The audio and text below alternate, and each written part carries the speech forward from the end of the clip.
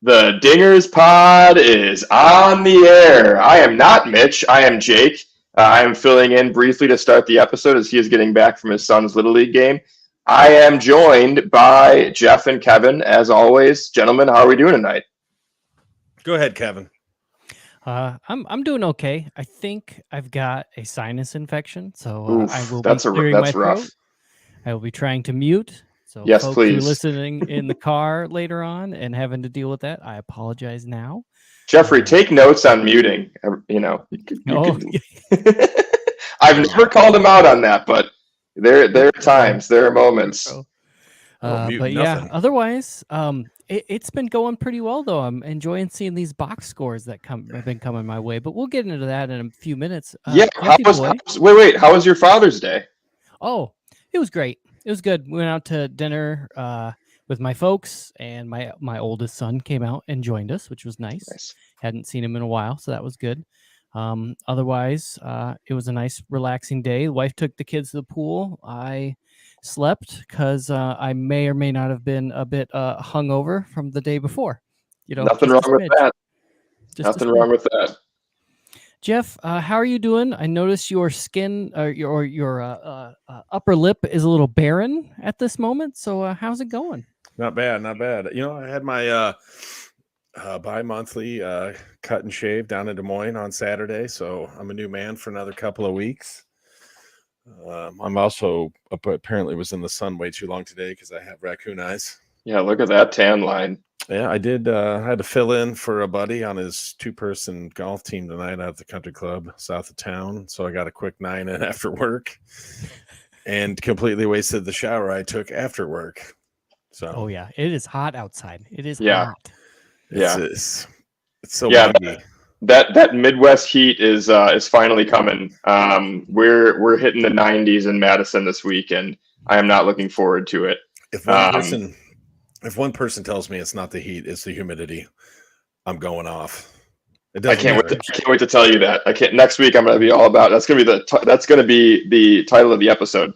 But to start off this episode, I want to highlight our first comment from Scott C. Scott Crawford. The Pirates are the biggest frauds in MLB. And Mitch every week typically texts our group asking for episode titles, and I said I think I just said something like exposing the frauds in all caps. And so Scott, I'm on the same wavelength. It's something that we've been talking about for, really since the end of April, probably when it kind of felt like, whoa, are the Pirates really doing this?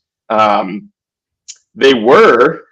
And we kept saying, like, there's no way that this is sustainable. And I was listening to another podcast, and they said, yeah, even Pirates fans don't feel like this is sustainable. So how are we feeling about this right now, guys? I'm feeling pretty damn good. Oh, it's been fantastic. I love the sweep. That was enjoyable. Yeah. They were just showing, I have the game up over here as well. They were just showing a little stat in the 4 meetings against the Pirates this year. The Cubs have scored 35 runs, and the Pirates have 7. Across all those. It feels good. There was a point earlier in the broadcast they brought up that I don't remember the exact number, but the Pirates bullpen ERA was pretty sparkling before Cubs faced them, and then the Cubs blew them up when they faced them, and then the Pirates went ahead and lost 4 to the folks from upcountry, unfortunately. But I'm loving it. We got good baseball. The only thing I was really hoping was we could win on a Sunday, because that seems like a bugaboo that we got going on. But it's been great. What about it was. Go. I was gonna say it was good. So I went to the game with my buddy Nick last Wednesday, and it was really great catching up with Nick. He's a Sox fan, but he bears with me. He grinned through the game. His wife actually works for the Cubs, so she's a huge Cubs fan. We saw her. She works out. She's in guest relations or guest services, I think, and she's a supervisor. So she was out in the bleachers. We got to say hi to her. That's always fun. So shouts out to Nick and Marissa. I doubt they're listening, but if you guys are, what's up? it was a lot of fun.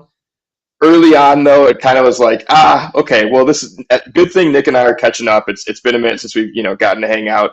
And I was fine, just like hanging out in the bleachers, down 5 runs early on. I was like, okay, well, at least I'm here with a buddy having a good time. It was a beautiful night for a ball game, a little chilly. And then 6 runs in the 6th, and the Cubbies take the lead.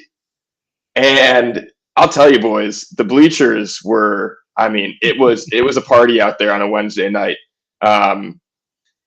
We saw throughout that Pirates series, and then I believe it was in the first game of the Orioles series, a really great offense. A really, really strong offense. And it kind of fell off. It fell off a little bit on Saturday and Sunday. Still got the win on Saturday, but 3-2. I think we only racked up 3 or 4 hits. So we just happened to get drive in the runners that were on base.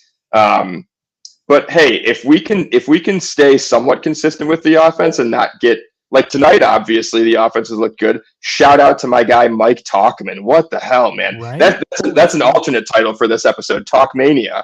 Right. I did a little bit of math. So Tauchman got called up on May 19th, and assuming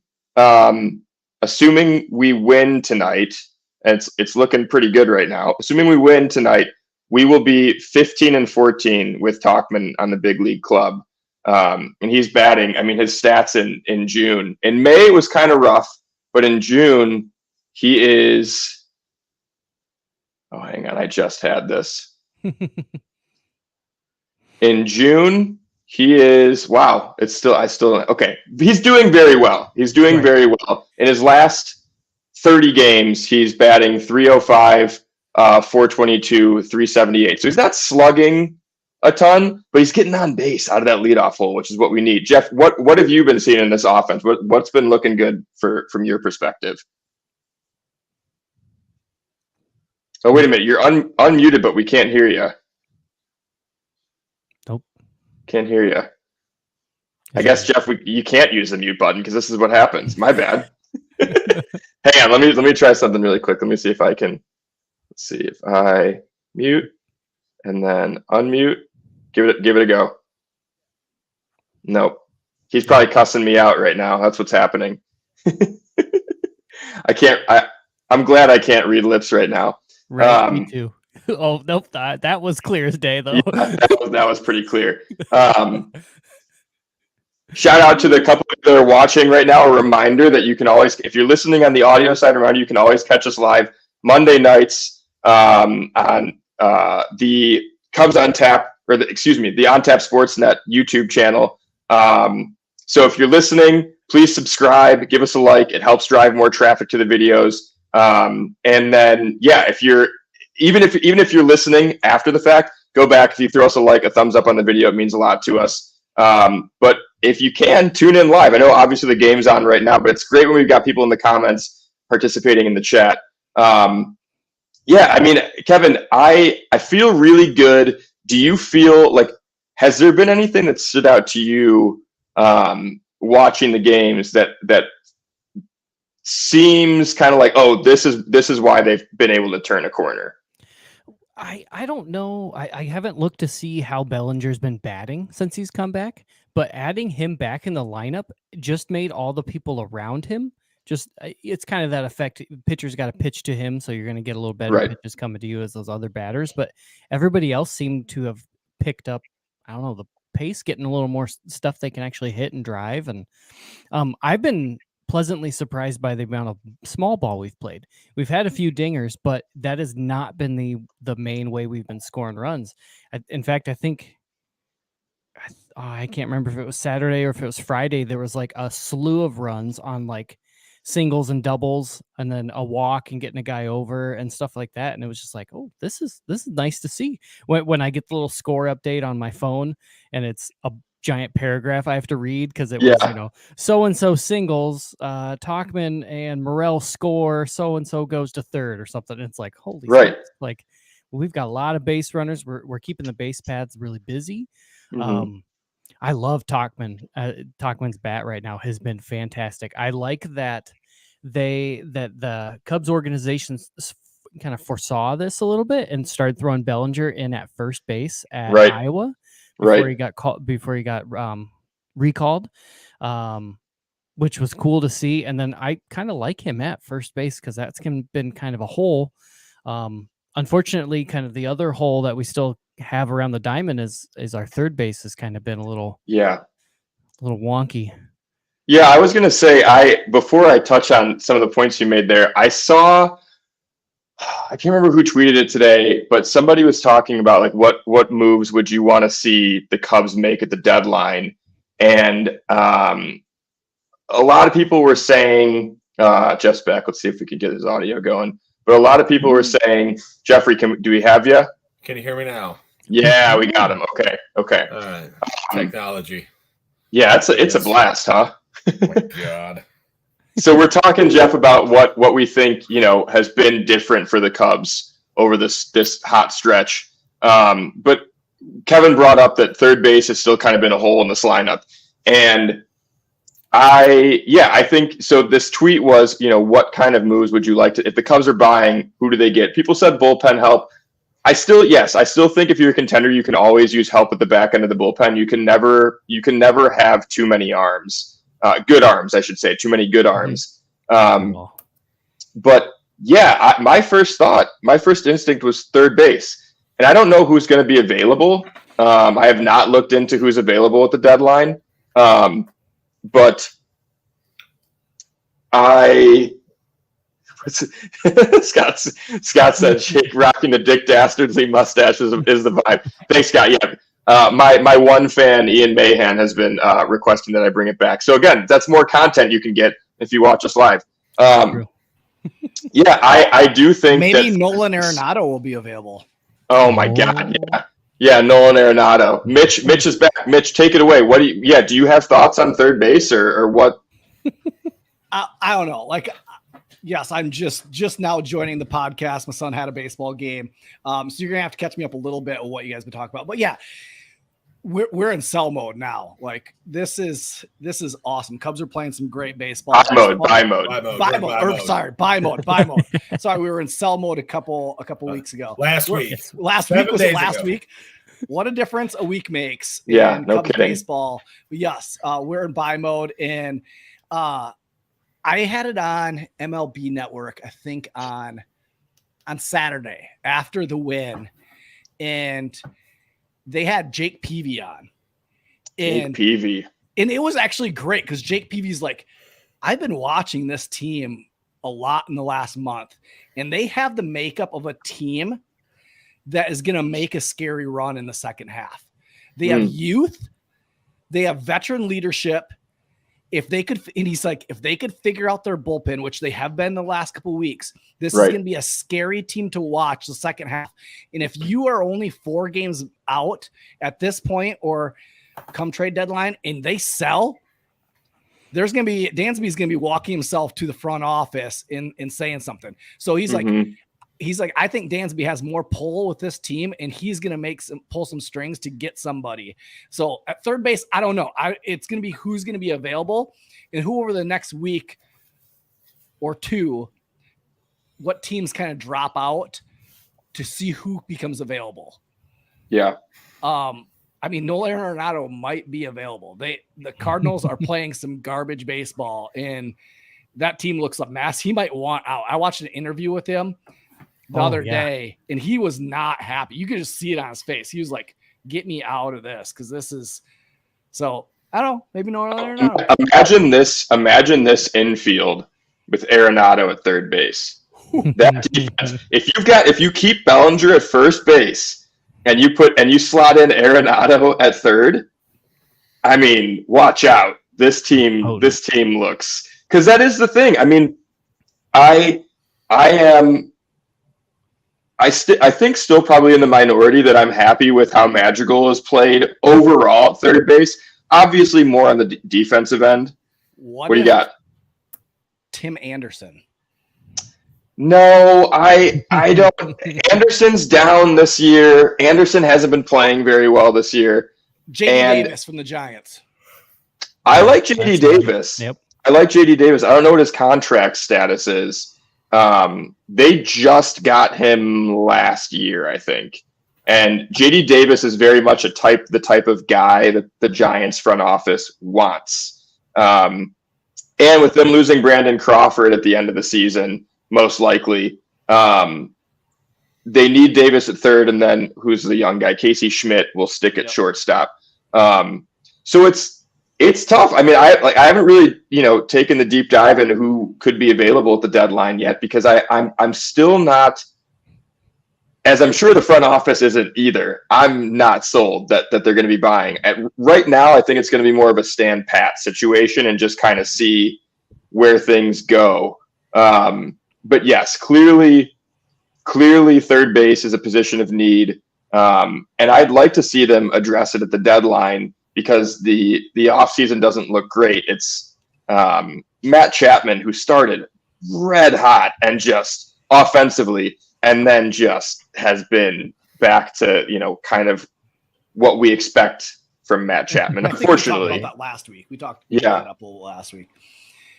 But yeah, we're definitely in buy mode, because I mean, I don't know, like Kevin wasn't here last week, but like Jeff, we were all about selling. Sell.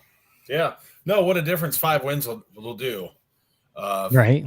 Against some good teams. Yeah, really good teams. 3 wins against the team that's at the top of our division, and then we played Baltimore, which I was confused by some of the graphics they were throwing out. It was like, I don't know if they have the most wins in the AL East, but they kept calling them the second best team by record. Yep. Which I think they're behind the Braves. I don't know. I got confused, but I wasn't, Well, at the time, I wasn't that interested in looking it up. But yeah, Baltimore is pretty tough. And normally, as of late, the past few years, Baltimore's been like, a team that you could get back in stride on. They're the second best behind the Rays, because the Rays are still. But yeah, Baltimore has a great young team. It's the thing for them once they get their starting pitching. The starting pitching still looks pretty good, but if they get a stud, if Grayson Rodriguez ends up being the stud that they projected, watch out, man. The Orioles are going to be world beaters. And the Orioles are a tough team to sweep. They have not been swept since May 13th, 2022. Oh, damn. I was going to say a few weeks ago. Jeez. And before that, the last time they had been swept was May 2021. So they're the last like a one a year. they're hard to sweep. Like, okay, so I don't feel so bad about it's so good to take 2 from them. So yeah, I want to talk really quickly. Kevin talked about the offense and how the runs are being produced, and he mentioned that it's been more so small ball, and I think that's what we saw in April when the team was winning. Right? It did not feel. Our dinger picks weren't getting jacked up in the count.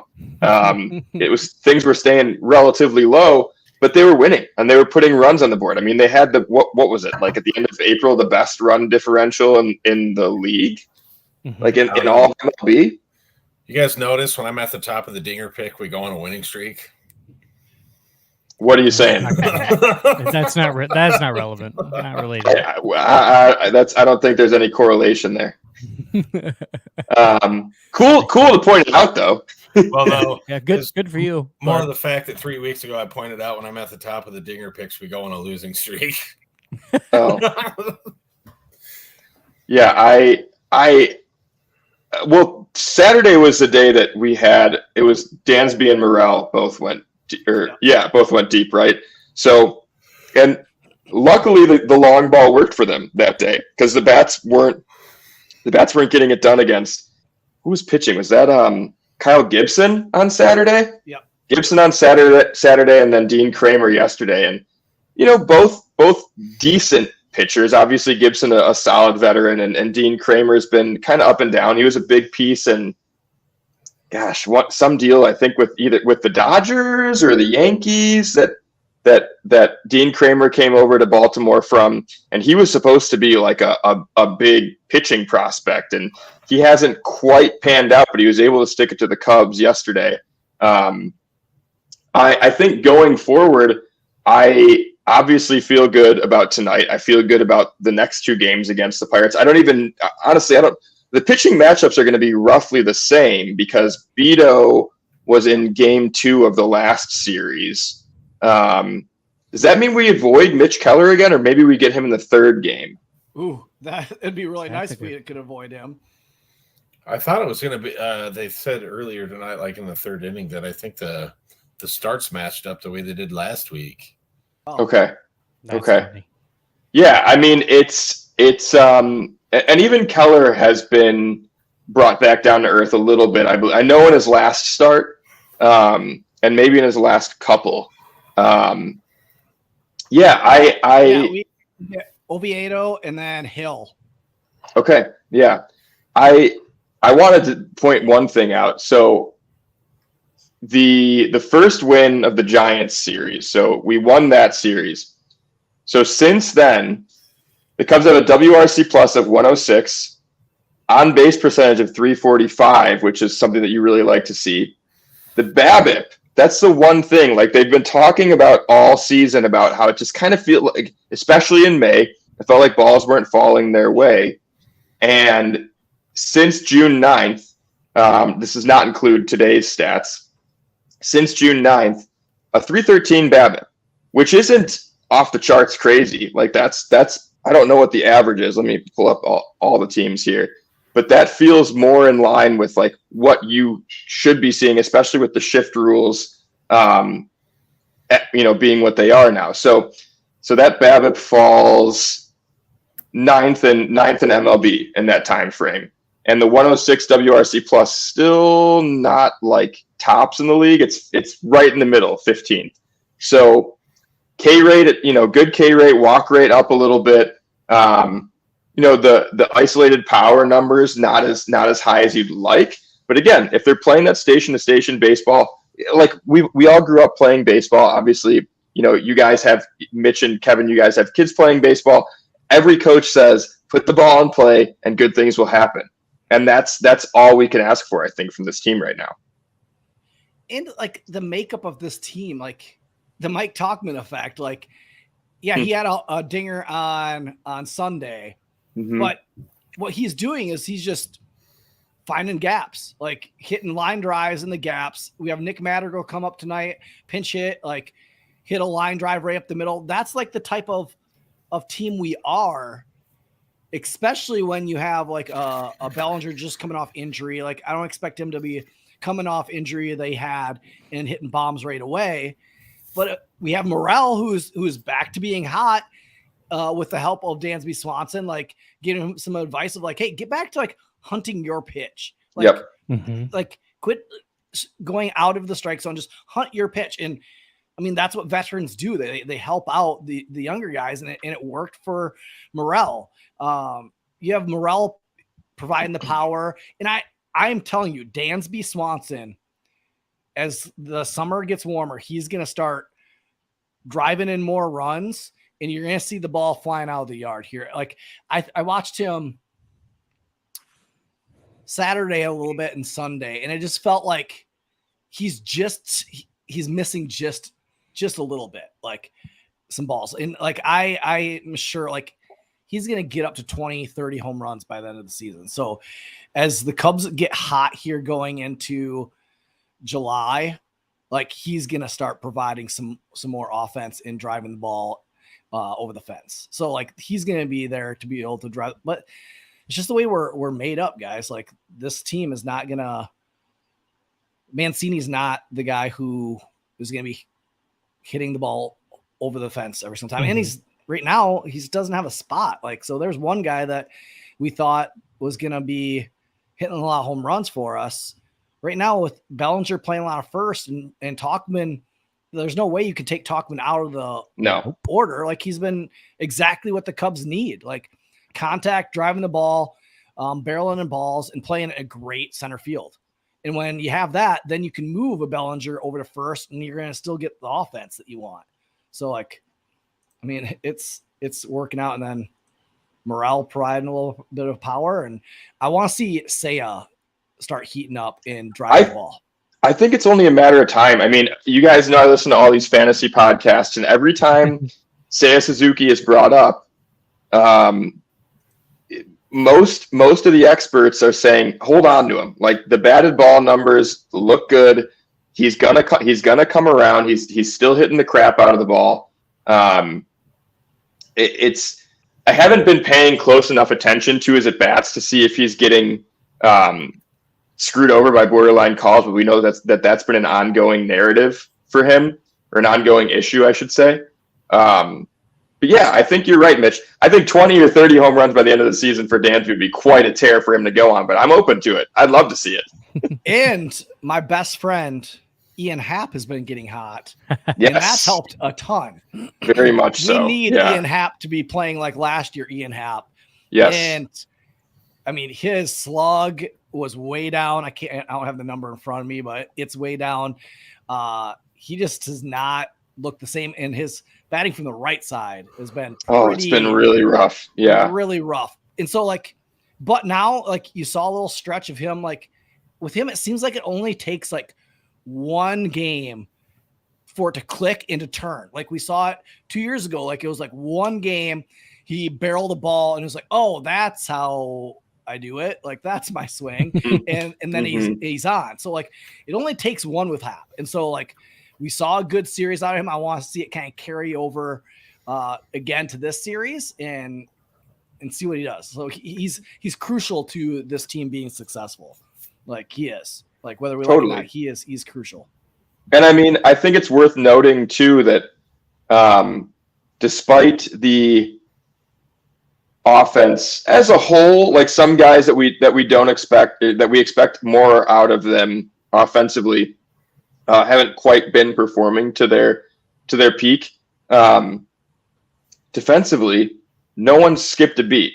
There's one miscue over the past week. I can't remember what it was, but there was one miscue that was pretty bad. But other than that, it feels like, Tauchman throwing a guy out at home. Tauchman's looked great in center.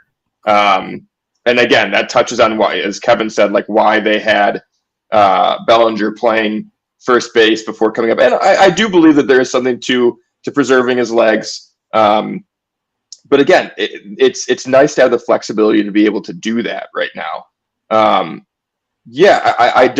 Nothing at third base between Madrigal, Wisdom, and Mastroboni has looked bad. There haven't been any boneheaded plays at third base.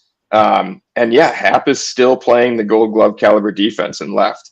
And Seiya's looked good. I think Seiya's outs above average might be. Let me look that up really quick. I checked not long ago. I just happened to be looking at his Baseball Savant page, and I believe his outs above average was pretty up there. Outs above average, 73rd percentile. So that's pretty good. I don't know how that tracks. I don't know if that's that must only take into account right field, right? Mm-hmm. There we go, boys. Scott says Cubs it. Win. Cubs Sing win. the song. Sing the song. Fly the flag. Cubs go. Go Cubs go. Yeah. It's interesting that it was just a couple of weeks ago. I think Ross was maybe it was Ross, or maybe it was you guys on one of the episodes. I'm losing my mind. Here we go. Somebody was talking about how Mastroboni and a few of the other guys that Ross is trying to get a game or two every now and again, he would toss them in the lineup, and then they wouldn't produce. They wouldn't do anything. They weren't necessarily doing anything bad defensively, but he's sitting there yep, we've got, Rios had been sitting on the roster for 2 weeks and played half a game, and stuff like that. And we had those bench pieces that weren't clicking. And now that Tauchman's taken over center, you put Bellinger at first, kind of sliding some guys around. We're starting to get that. Everybody producing at a pretty decent clip across the lineup. I want to say, I want to give Jeff credit. I think that was Jeff. Was that Jeff that said that? You said, Jeff, keeping people fresh and getting guys at bats. Oh, we lost his mic again, but he shook his head. Yes, it was Jeff. Jeff, you're muted. F-bombs. Is he actually? Oh, there we go. See, this is what happens when I play with stuff. I forget that I did something, and then things like that happen. But yeah, no, it's just keeping people fresh and in the lineup. It's harder to do these days in the NL because you're not pitch hitting for that pitcher. That's right. In the 5th, the 6th, the 7th, you're not making a double switch anymore. So if you have a full-time DH, then that is probably taking away an at-bat or 2 at-bats from 2 other people every game. So. Yeah. That's what it was. That's what it was. I'm gonna mute my mic again. Who else would you go back to us being sellers? What other area do we need to? Yeah, you got to twist. You got to do the us being sellers. Us being sellers. We're buyers. You want us buyers. Buyers. Buyers. Kind of like they do. The last 3 years we've been sellers. So I'm just in that mode. So being buyers. Mm-hmm. What other area do we need to add? Well, I feel like we've nice shored up. We've arms. shored up the last 3 guys in our bullpen. I feel like we finally figured that out. I still think we got to bolster the bullpen a little bit. Yeah. It would be great to have that shutdown closer instead of one by committee. And I've been really impressed by Alzolay, though. Alzolay's pitched amazing. Hey, if he's a closer, then let's make him the closer. And I'm not saying he's not the guy. Let's just get some consistency of him pitching in the 9th in high leverage situations. Mm-hmm. I mean, he has been the last week quite a bit, and the umps tried to even mess with him this last game of not knowing how many balls there were and having to ice him, and he still came through. That's tough, to come through even in those situations. So, I mean, I love Alzolay where he's at, right now. We need a guy that's consistent that can get guys out, and with Leiter being, I think, more comfortable in that setup role.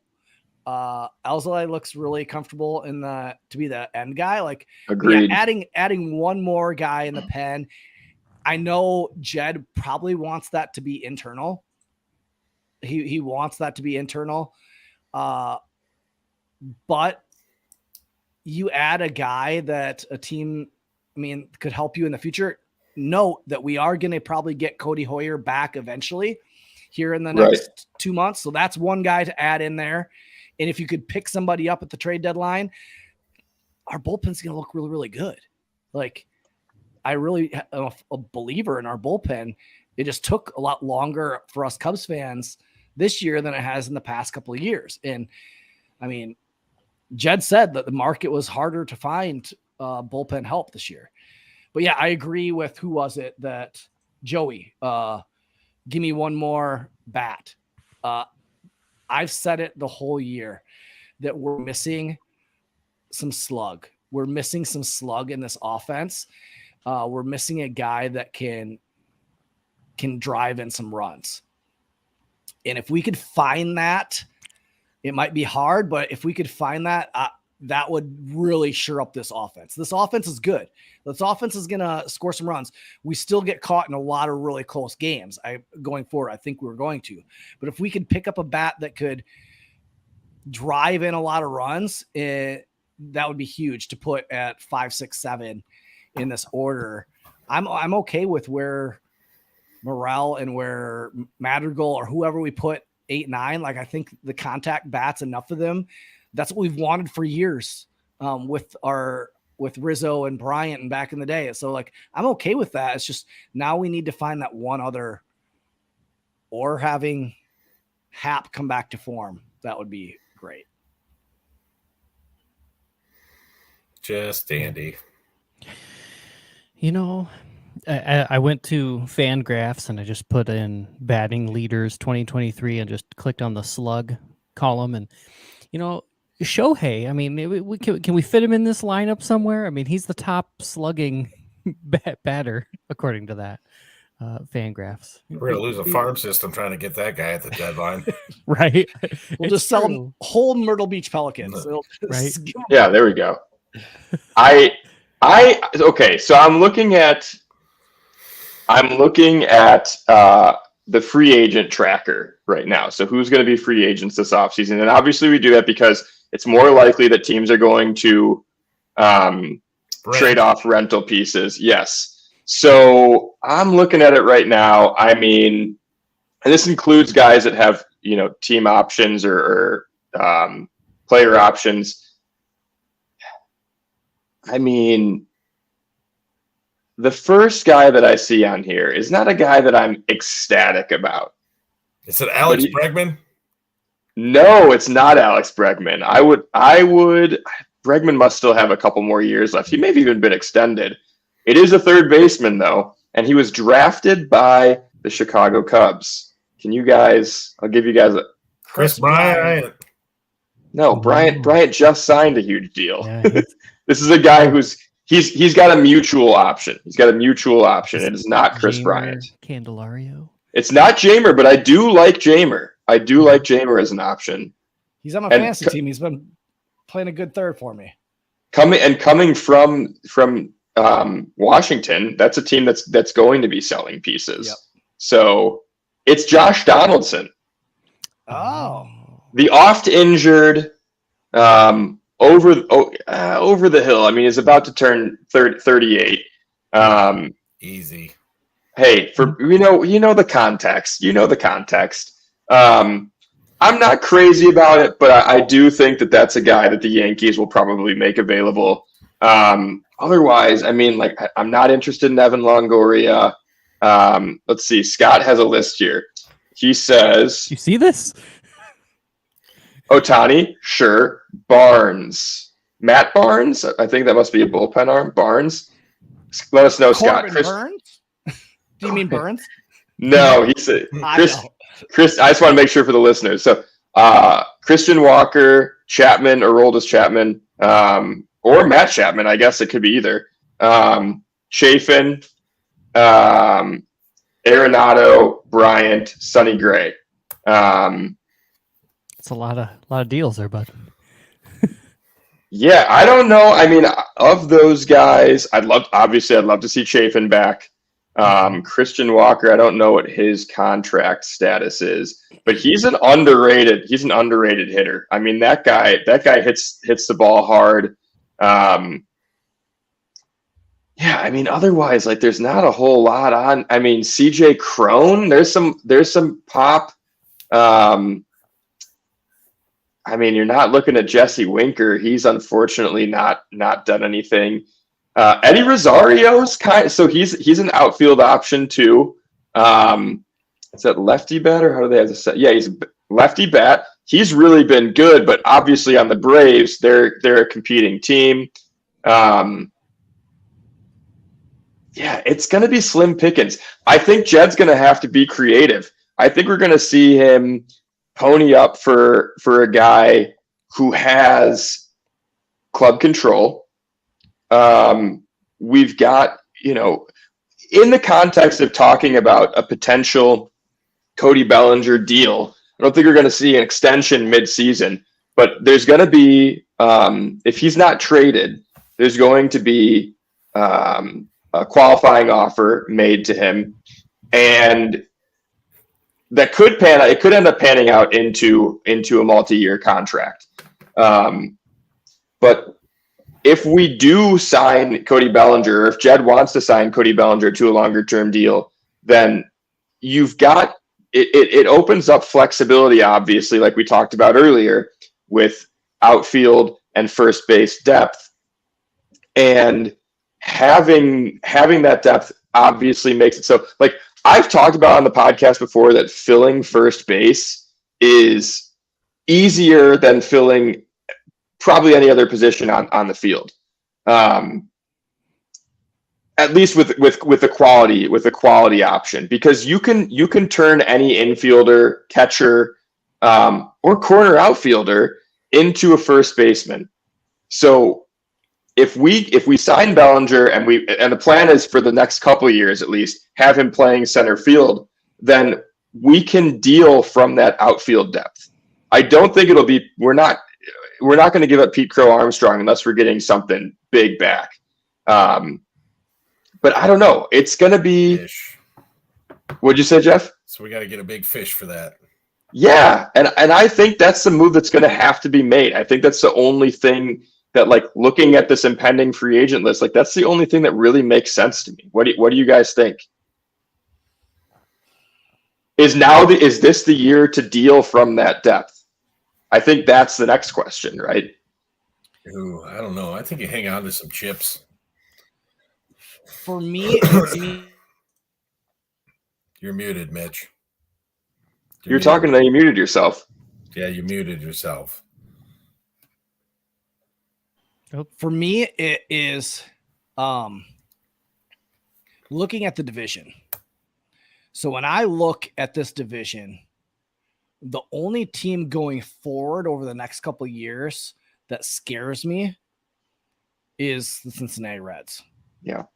When I look at the Brewers, they are going to have to pony up some money to keep their arms. And I don't think they're going to do it. I think they've created enough bad blood with Corbin Burns that I don't think he's going to sign back. So I think unless the Brewers do some trading, which they've been known to do at trade deadlines, even when they're in it, I could see them taking a step back, and they're never going to go and just shell out a whole bunch of money. Look at the Cardinals. The Cardinals don't scare me going down the road. I think their pitching, you see it this year, struggles. Their system isn't filled with pitching unless they go out and buy a whole bunch. They don't scare me. Pirates, they don't really scare me. The Reds have a good farm system, and I think they're ready to make some moves. And you've seen the excitement. They're on a huge winning streak right now. And so they're the team that scares me going forward. So when I'm looking at, like, do I sell the farm right now, knowing that really I'm going to have to fight the Reds going forward for over the next couple of years? Why not? Like, it's the Reds. We should be able to outbuy the Reds and get somebody to come here in free agency, being that we're a bigger market team. So let's make some moves. Let's make our push, and let's go for it over the next couple of years. Kind of like when the Cubs did it last time. It was really, we're going against the Pirates. That was the team that we're fighting, that was scary young, and they just decided to trade their young pitching away. So I'm all for it. The Reds are going to be a team that we're going to be battling over the next couple of years. So get used to seeing L.A. De La Cruz, because he's fun to watch. It's hard to hate that dude because he's good. But we're going to see that guy causing us to have nightmares going forward. We're going to hate watching him play. Years. But why not? Why not go for it now? Trade off some of our young assets, and it might mean that we have to give up Kevin Alcantara. I don't know. He's been kind of scuffling. It might mean that we might have to give up. I think there are some non-touchables, like Pete Armstrong, I think is touchable. I think with Dansby Swanson shoring up our shortstop position, I could see hometown boy Ed Howard being dealt down the road, unless they see him fitting into second. But you got Nico there. So their middle infield, I would look at the Cubs in the middle infield of possibly trading some depth that they have up the middle. That's going a good forward point. To gain some spots where they're lacking, like third base first, unless they sign Bellinger to a deal, or getting another rotation arm. So that's my opinion. And I mean, I think there could be, so we're not saying, and you're not saying like trade those guys for a rental, right? At this point, or are you okay with a rental at this point? Like dealing the depth for a rental, or would you rather have like a longer term piece?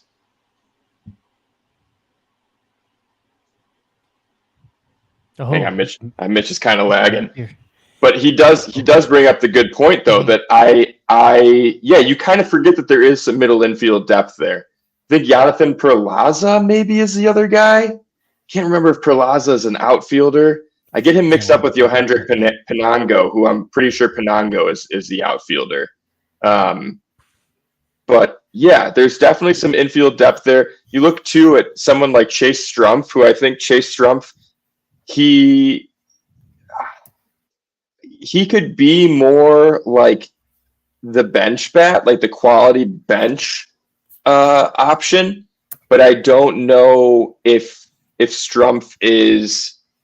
I haven't checked his numbers recently, but he was a guy I think last year that I was saying before the season started, like, oh, we could see him come up at some point and see what ends up happening. Mitch is back, so I was saying, Mitch, do you think that talking about dealing from that depth this year, would you be comfortable doing it for a rental, or are you saying you'd rather do that for a long-term piece? I would rather do it for a long-term piece, trying to get a third baseman. Yeah. Trying to get somebody that could shore up our bullpen or a bat. I mean, if it comes down to like getting somebody as a rental just to try to find some slug, I don't like that idea, because we should be relying on Hap, Dansby to be able to provide that slug, and who knows, they could turn it on. So I would rather get for a guy that could be here for 3 years rather than just trying to get to just win now. Yeah, I just want to highlight Joey. Joey said Perlaza's mostly outfield now. Thanks for that, Joey. See, that's why we need people in the comments, because it's tough sometimes for us to look stuff up on the fly. But I do want to say, like, so looking up some third base options. I have this sorted 30 plate appearances, which is a pretty low threshold. And I have it sorted by highest slugging percentage. I could give you guys quite a few guesses, and I don't think you would be able to name who's first right now. Does anybody? Do you guys want to attempt to guess? In the whole major leagues? In all of baseball. Third base slugging.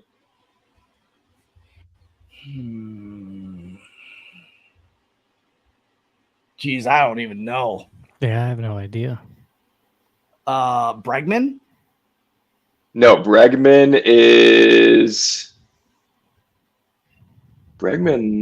Where is Bregman? I don't even think Bregman's top 30. Oh, he's been hotter of late, but he started out ice cold.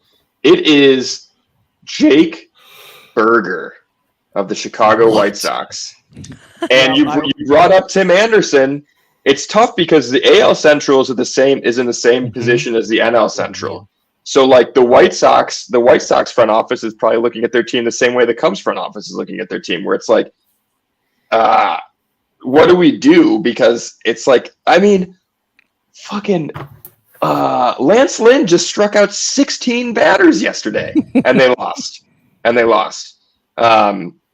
Joey brings up Josh Young has to be up there, right? Josh Young is he's sixth. Oh, sixth. He's sixth. Yeah. Evan Longoria is actually second, which is really interesting. I mean, he's only got 120 plate appearances this year. So Ryan McMahon has been really interesting. I don't think that the Rockies. I said it earlier, JD Davis, and he's up there. He's number 9. He's number 9. Yeah, I mean, outside of that, like, it could be like, I don't think the Reds are going to trade Spencer Steer, and I'm always hesitant. Number 2? Evan Longoria. Not really. I don't know.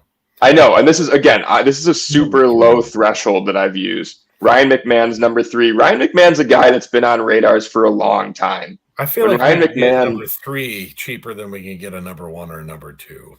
Totally. Let's go. But it's also like, but again, I am basing this just off of slugging. So like Jake Berger's, the top 3 guys are all striking out over 30% of the time, with Jake Berger leading the pack there at 33.5%. So like these guys aren't without their flaws. Obviously, I mean, Evan Longoria is like 37 years old. Ryan McMahon has a little bit more team control and is a guy that the Rockies have been waiting on to produce for a while. So I don't think that he's a guy that's realistic, even though the Rockies should be more in sell mode, obviously. But who knows with their front office. just like looking in the top 15, I mean, Patrick Wisdom does show up at 13. Unfortunately, striking out just under 39%. I brought up Spencer Steer, but I don't think that he's going to be a guy that the Reds are going to part with, even though the Reds could deal someone because they have the prospect depth. There's one guy that they have, Christian Encarnacion Strand, and his natural position is third base. And there's one other guy too. They have another guy that's like a top 50 prospect, I think. I can't think of his name off the top of my head. But yeah, it just shows like the Reds are probably going to be selling someone. But do you want to trade in division? And will it be someone who's young and been impressive like Spencer Steer? I don't think it will. I don't think it will be. I mean, looking at the top 20, I do think that, again, for people, if anybody just tuning in, we're looking at the top third baseman rate ranked by slugging percentage, because that's what the Cubs need. Jamer Candelario is on there, Matt Chapman, but again, this is the entire season, so I don't know. I don't know, and I don't think we're gonna know. I mean, today's June 19th. It's gonna be. We'll be coming out of the All-Star break a month from now, I think, right? So I don't think we're gonna know. We'll probably start to see rumors dropped about so and so being available, teams going into sell mode. Even teams that aren't overall sellers making guys available, that'll come up. But like next week? No. Couple more weeks? I think it starts second week of July. I was going to say like around the All-Star break. Yep. Remember, like they traded Jock Peterson like a couple years ago. It was like right before the All-Star break. And that was early trade. Yep. So like. I don't know. Like looking forward, like the Cubs play Pirates 2 more times, then they go out to London. I really wish. I think you mean over to London. I really buyers. I don't like them going to London this year. No, like the way just because we've gotten hot right now, like a long plane trip could cool us off. And I don't like that, and so I hopefully it's against Cardinals. They can get up for it and really just keep shoveling the dirt on the Cardinals in their grave. And then they head to Philly, and then they got the Guardians. But I think 2 weeks ago on the podcast, I said that they would catch the Pirates by that series. Yep. I was just wrong a series. I was one series too early versus the Pirates because they are only a half game behind the Pirates now. Cubs are 3.5 games back of first. Pirates are 3 games. By tomorrow, the Cubs will be in first or be ahead of the Pirates. And I'm saying by the All-Star break, it's going to be the Reds and the Cubs 1-2 in the division. By the All-Star break. I think that's a pretty good bet. I still think that even though the rookie pitcher Andrew Abbott has come up and looked really good, he has not given up a run yet in his first 3 starts, and he faced Houston on Friday, I believe. So that's impressive. But he's not striking batters out the way that he was in the minors, and that was like his big thing. That was what he was expected to do. I still think that their starting pitching is a little iffy. So if there's anything that they could be caught on, it's that. I think when we played them earlier in the season, we saw that their bullpen is also a little rocky. So yeah, I mean, they could be a little bit like the 2015 Cubs this season, where the young guys. I'm glad that they're bringing the young guys up and letting them play. I think Joey Votto had a good game tonight too. I know he hit at least 1 home run. Yeah. So yeah, I kind of like that prediction. I mean, I think the Brewers, Corbin Burns has just looked totally lost. He got absolutely rocked tonight. I think he gave up like 6 or 7 runs. 7 runs. He's on one of my fantasy teams, and I think my week is already over on a Monday. That team's not very good, but just like I the do want to Brewers. say that, Jake, you picked up Abbott like 4 minutes before I was getting ready to pick him up in our fantasy league. We'll make a trade on air right now. Oh God, what you want? Yeah, I think that's a good bet to make. I am pretty high on the Reds. The Reds are playing some good ball right now. They've been winning, so I'm glad that we don't play the Reds coming up here anytime soon, so they can kind of cool off a little bit before we play them again. But yeah, like I'm back. It's not that I ever left, but like we were going through some stretches there for a while where we were just watching some mediocre baseball. Yeah, terrible baseball. Mm-hmm. You know what? Like it wasn't like horrible like errors and throwing it around. It was just nothing bad was offense. happening. Bad offense. Just the bullpen was really struggling, and they've kind of just found their groove. And maybe they needed in division rival like the Pirates to kind of kickstart them and get them going. Like we played in division a lot less this year, and think about how like many times you play them in the years prior, and you're just like, oh, we play the Reds again. Oh, we play the Pirates again. And now with it being a little bit more spaced out, when you play your in-division rivals, like those are games you have to get up for a little bit more. Like they mean a little bit more now, because like, hey, if we want to make a big jump in our division, the easiest way to do that is beating the teams in our division when we play them. Right. And so, because then we have control over things. We're not hoping that some other team beats them. And it's a little bit less this year. So it means more to win in division. And so I'm glad that we've been playing some really good ball in division. Hopefully we keep it up going into our games in London versus the Cardinals, and we keep this momentum moving forward. Like this is fun baseball. It's been fun to watch. It's been, it's just been blast. It's been blast to watch Wrigley rocking. And so, I don't know. Jeff, how are you feeling? Are you back in? I was on the edge of like not watching another Cubs game a couple of weeks ago, but I'll tell you what, this last week was really exciting. Watching Saturday's game, I was super into it, and then watching tonight. Like I started watching tonight after like the third inning when I got back from playing golf. But yeah, it's just fun to watch when there's action, and it's good action. We're moving the ball around. We're getting some hits. Nobody's making any blunders. And like they're just playing with a little bit of passion. Like there was just like they lost their like step a little bit. Like they're pep. Yep. There's like nothing. It's like, oh well, I'm gonna clock in. I'm gonna play 9 innings of baseball, and then I'm gonna go out to eat, and then I'm gonna go to bed. And what I loved even more was that like you saw how much an impact like getting Bellinger back in. Like Bellinger steps right in, and what does he do? Like he doesn't even do it on the field necessarily. He got on with his at bat and he pulled, who was it? Was it Tauchman or Morel in and like whispered something into his ear? I think it was Tauchman right before he went up to bat of like, hey, like he picked up something on the pitcher that he was tipping his pitches. I guarantee it. And that's what veteran leaders who've been in a lot of games playing through the playoffs does.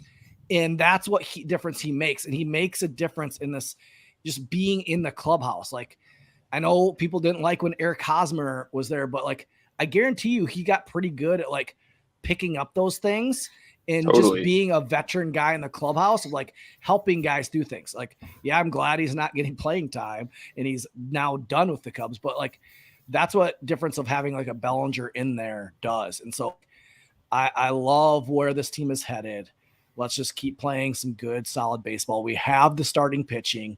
We have 5 deep starting pitching, especially with getting the professor back in his form. If we can get something out of our bullpen like they've been doing and our offense stays hot, like I'm telling you, I'm with like Jake Peavy on MLB Network. This team is going to be scary going forward in the second half. Yeah, as Ian says here, not bored. I went on the rant about being bored. Ian and I are not bored right now with this Cubs team. Awesome. They're a lot of fun to watch. Do you guys have anything else? We've been talking for an hour. It's good because we actually get to have some fun things to talk about, which is going to hopefully make our second half. We haven't had a second half on this podcast of baseball where we've got to like actually talk about meaningful games. So it's hopefully we don't jinx it here by saying this. That we No, let's hope not. What episode number are we on? 124. Oh, next week might be a cake episode. Ooh. Oh, There you go. Jeff's jonesing. Yeah. Yeah. So I'm excited. Getting back to some good baseball to watch.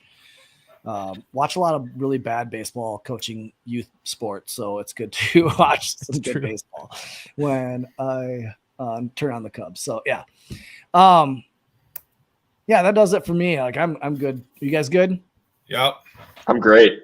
Yep. Awesome. All right, that does it for episode 124 of the Dingers Podcast. Make sure you are going and checking out the On Tap Sports Network YouTube channel, hitting that subscribe button. That's where we're at live every Monday night. So go check us out every Monday night on YouTube, and jump in the chat. It's way better when people are interacting with us in the chat. So make sure you're throwing us any questions there, and make sure you're following us on Twitter at Dinger Cubs.